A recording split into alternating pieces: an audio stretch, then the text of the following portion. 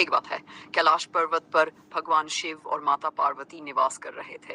माता पार्वती ने स्नान करने से पहले अपने शरीर की उबटन से मिट्टी उठाई और उससे एक सुंदर बालक की मूर्ति बनाई। अपने तपोबल से उन्होंने उस मूर्ति में प्राण फूंक दिए और वह बालक जीवित हो उठा।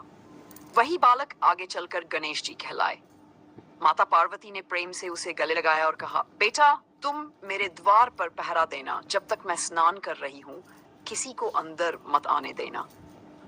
गणेश जी ने माता का आदेश मान लिया और द्वार पर पहरेदारी करने लगे। उसी समय भगवान शिव वहां आए। उन्होंने द्वार पर गणेश को देखा और भीतर जाने लगे, परंतु गणेश जी ने हाथ जोड़कर कहा, माता का आदेश है कि जब तक वह स्नान कर रही है, मैं किसी को अंदर नहीं जाने दूंगा।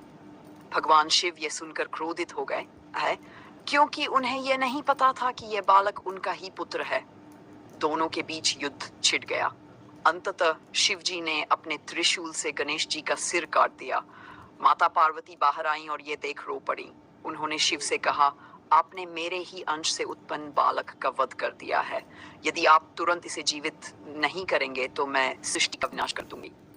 शिव जी घबरा गए और उन्होंने ब्रह्मा, विष्णु तथा अन्य देवताओं को बुलाया। उपाय निकला की दिशा की और मुहा किए पहले जीव के सिर को काट कर गणेश के धड़ पर लगाया। देवताओं ने खोज की और उन्हें एक हाथी का बच्चा मिला। उसका सिर लाकर गणेश के धड़ पर लगाया गया।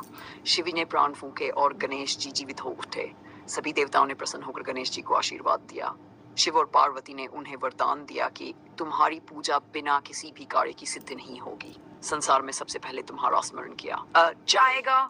तभी से गणेश जी को विघ्नहर्ता और आदि पूज्य कहा जाने लगा। अब कथा आगे बढ़ती है। एक बार देवता और असुरों के बीच भयंकर युद्ध हुआ। असुरों के अत्याचार से पृथ्वी कांप उठी। तब सभी देवता मां पार्वती की शरण में पहुंचे। पार्वती जी ने देवी दुर्गा का रूप धारण किया। सिंहवाहिनी, अष्टभुजा, त्रिशूल, तलवार और धनुष बाण से सुसज्जित मां दुर्गा ने असुरों का संहार किया और धर्म की रक्षा की। उस समय गणेश जी भी अपनी माता के साथ खड़े थे।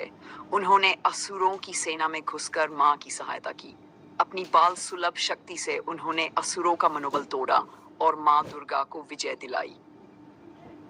युद्ध के पश्चात मां दुर्गा ने गणेश जी को गले लगाकर आशीर्वाद दिया, बेटा, तुम केवल विघ्नहर्ता ही नहीं बल्कि धर्म के रक्षक भी हो।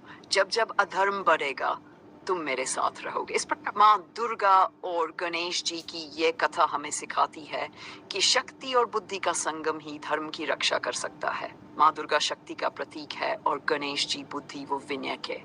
जब शक्ति और बुद्धि एक साथ चले, तब कोई भी विघ्न या संकट टिक नहीं सकता।